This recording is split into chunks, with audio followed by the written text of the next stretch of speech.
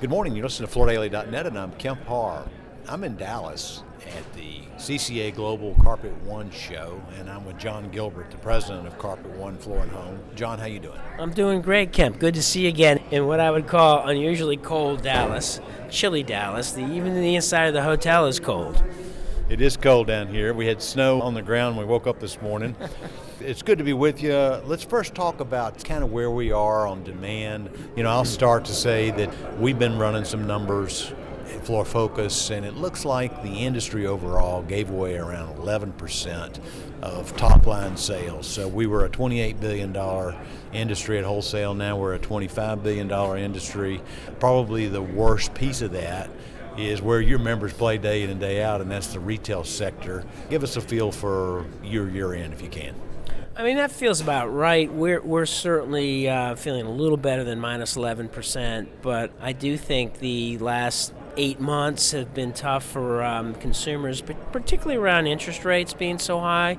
And I have a sense, and based on the conversation we just had with Barbara Corcoran about interest rates abating and the markets start to open up for housing purchases and remodels, that we might have seen the worst of it, which is exciting for us. It is. You mentioned Barbara Corcoran with New York Real Estate, and then Shark Tank, she was your speaker.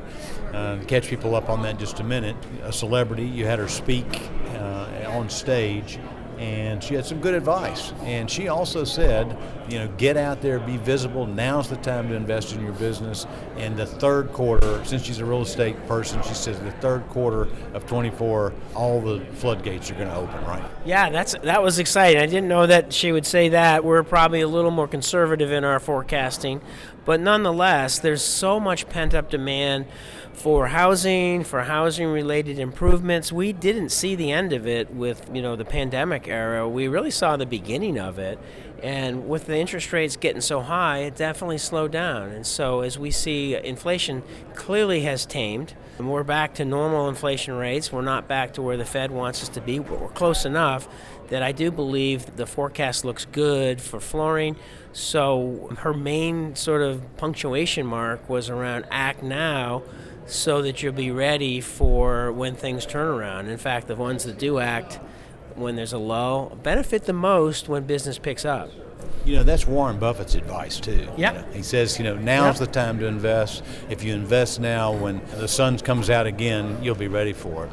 Let's talk a second. Beginning of this session today, your opening session, you made fun of Keith Spanham's clothes, which we all enjoy. It is always appropriate to do so. I would encourage anyone who's in the business to join in on the sport. And he made fun of you because you're a magician. You made a whole meeting disappear. I'm ribbing you a little bit, but you did go to a regional format on what had been for a long time, 2 meetings a year. How'd that work out for you?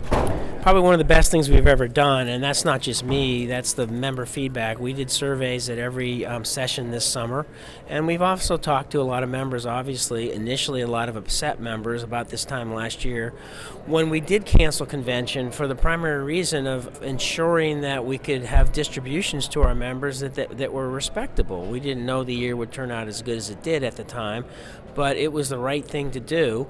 It did bring about summer regionals where we get more intimate, we make a closer connection, we go to members' markets, all things that members have been asking for a decade.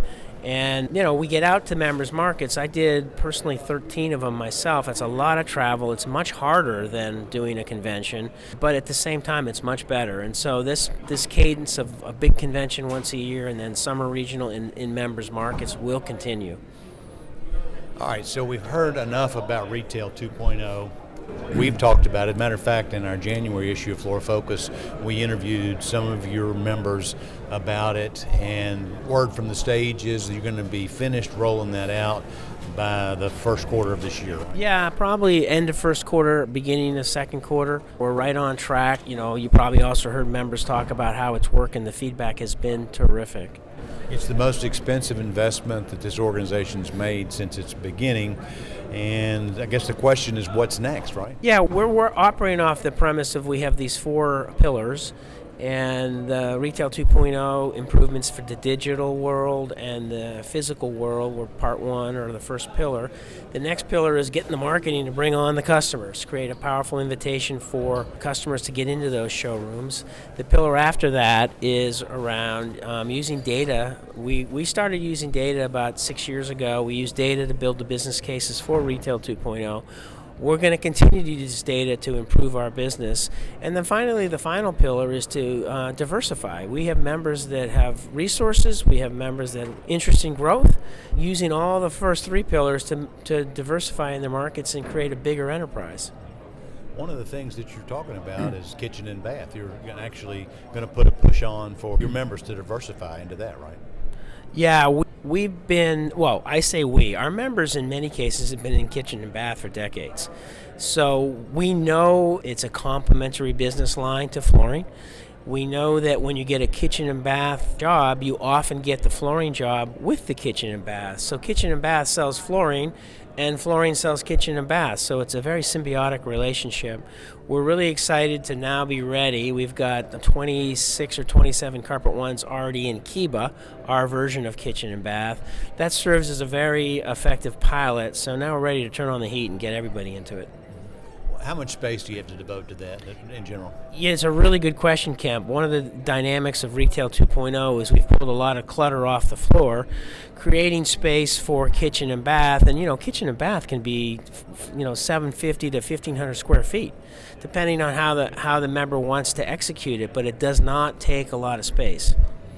Give me a little bit more on digital. So, everybody's out there. You've partnered with Roomvo on the visualizer. Every member knows they have to be present. Give me a couple more components of what your digital program is. Well, I think there's a couple of things, and I'll lever off of something Barbara said. Social media. Social media is the new word of mouth. It's the new endorsement. And so having a presence on social media is not only important, it's really become critical. It's table stakes. And the more you can do with social media to create an identity for your individual local business, the more consumers will respond. And it creates it's kind of a force multiplier for marketing investment. Social media inherently doesn't cost much, but it can have a terrific impact. A derivative of social media is reviews, ratings and reviews. Nobody buys anything, including myself, and I'm well into my 60s, and so this isn't a young person thing. Nobody buys anything anymore without reading reviews. I read reviews for buying things that are less than $15-20. So I can't imagine somebody entertaining a $3,500 flooring job without reading reviews. So we are the king of reviews. Our average review for thousands and thousands of Carpet One is around 4.8. So we're very excited about our social media presence and our social media strategy. So I'll just pick that as one element of digital. There are others as well. All right, so we're third week in January. Next week is Surfaces. Will you be there? I won't be there. I have a personal event that I've never had before in my life, a barn raising. My wife and I bought a home, and we're having a barn raised. It just happens to be the same week as Surfaces. So I can't miss that, because watching them raise a barn is a tradition in the Northeast that you can't miss out on. Is the weather going to behave for you? That's a good question. I don't think the weather matters. I think these guys are ready to go, rain or shine. So you were in Vermont. Have you moved from there? We sold our house in Vermont. We bought a house in Massachusetts, a smaller piece of land, a little bit more favorable climate, closer to the grandkids. What are you going to put in the barn? A couple of vehicles, a tractor, the normal stuff you put in a barn. An outbuilding. All right. Well, John, it's good to catch up with you and hear what's going on with Carpet One. Again, been talking to John Gilbert, the president of Carpet One, and you've been listening to Kemp Harr and FloorDaily.net.